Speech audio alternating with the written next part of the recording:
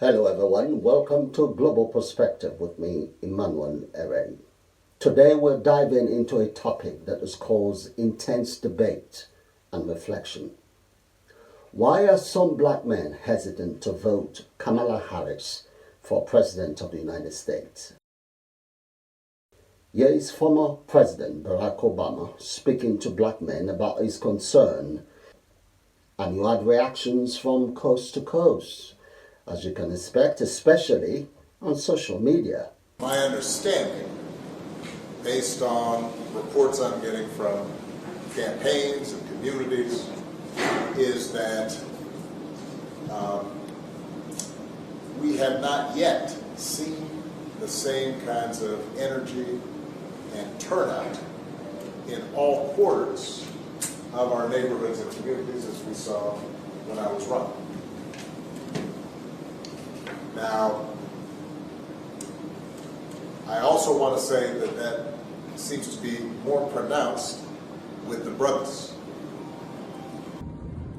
Why do you think that, brother? With the brothers. He kind of tugged his own. With the brothers. Kinda, We ain't your brother, brother. Did his own tuggy right there. I ain't your brother, brother. I kind of respected Obama in a sense because I voted for him twice. But then for him to come out and say that, it was very disturbing. I've heard some say that these black men are not the most informed and educated, but they represent a critical voting bloc. These guys, for example, run a YouTube channel, and their videos have gathered thousands of views, and they hold strong opinions. I'm going to say this. The only equality that America needs to have is equal opportunity. I don't give a fuck about equity. I don't give a fuck about all that shit. All we need is equal opportunity. As long as everyone, regardless of your skin color, race, religion, background, where you from, has equal opportunity to find success, you will be fine. If you don't take that opportunity, that's on you. Now, at this stage of the election, every ballot, every demographic advantage counts. Kamala Harris remains a pivotal figure, yet there is a significant segment of black male voters who remain skeptical. The question is, why? Firstly, Harris's tenure as a prosecutor continues to be a focal point. Critics argue that our policies contributed to mass incarceration disproportionately affecting black communities. Instances where office delayed exoneration processes for wrongfully convicted individuals have also raised questions about a commitment to justice reform. An approach seen by some as tough on crime has left lingering doubts among black men about whether she truly advocates for their interests. Now let's talk about the economic concerns. Harris's economic platform, while broad, hasn't always resonated with the specific challenges facing black men. Issues like wealth disparities, job creation, economic empowerment remain pivotal concerns for this demographic. I actually agree with what Obama said, but I don't believe or agree on the premise in which he said it.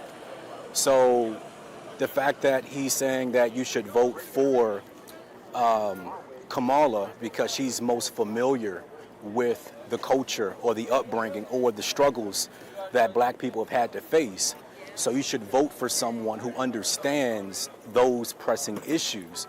Obviously, Obama is biased, thinking that she's going to be able to vote or she's going to be able to push policies automatically that's going to support black people. I think that where Obama failed to understand is that most black men are not voting for Kamala because of her race. They're voting based on policies, and they believe that the policies of Trump resonate more with black people. While some policies are central to our campaign, some black men feel these efforts lack the tailored focus needed to address their community's unique struggles. Now, to be fair, the Vice President has been speaking about our plans for the black community.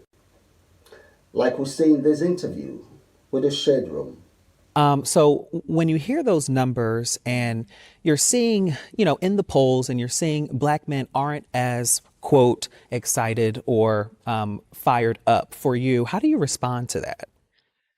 Well, that's not my experience. Okay. One, that's not my experience. Two, election day has not arrived yet. Okay. And the third point that is probably the most important point is this. When journalists ask me this question, I often will say to them that let's be clear that your underlying premise is not an assumption that I'm supposed to have black men in my back pocket in terms of their vote, and that I should be taking that for granted, because I don't. Black men are no different from anybody else. They expect that you have to earn their vote.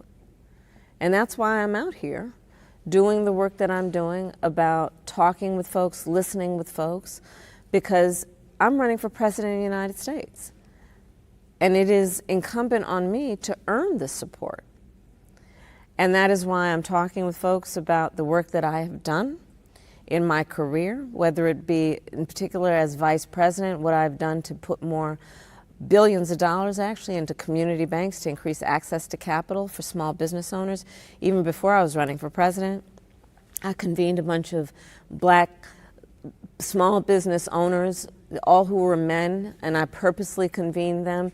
I brought them into my ceremonial office at the White House to have a meeting about what their needs are and to make sure that they have the information about what's available to them in terms of financing, capital, and access to capital, support for what they want to do in terms of building or growing their business. Which leads to the third reason, political authenticity. There is a perception among some black men that Harris's political trajectory hasn't always aligned with their grassroots concerns. Whether it's a prosecutorial past or evolving stance on key issues, there is skepticism about authenticity and alignment with everyday realities faced by black men.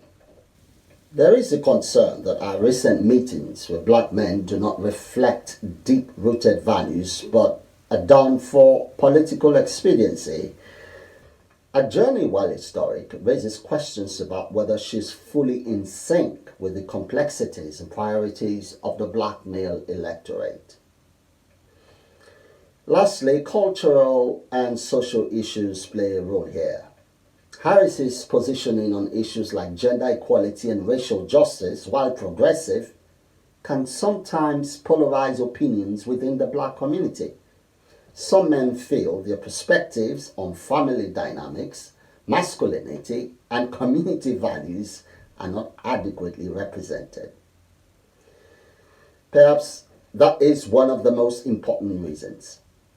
These cultural nuances shape how black men perceive a candidacy and influence their decision-making. But do you think, sorry to interrupt you, Nina, but do you think he's right that one of the reasons is because they don't like the idea of a woman? It might be some listen, black men are socialized in the same society as any other man. Mm-hmm. So yes, is misogyny maybe a part of it? But again, I wouldn't call it misogyny. I would just call it looking at the reality of the world. Men are naturally better leaders. So if that's a part of the equation when you're coming to your decision making, well then, that's reasonable.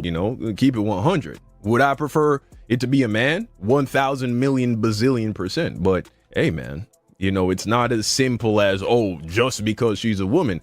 So as we approach the final days to the historic presidential election in the US, the complexities surrounding Kamala Harris's candidacy among black men highlight broader conversations about representation, policy impact, and political authenticity, not just for her, but also for the Democratic Party.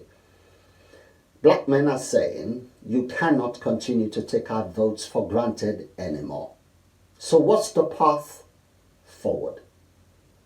For Kamala Harris, addressing the concerns of black male voters means coming to terms with her past record as a prosecutor and showing a clear commitment to policies that uplift their communities.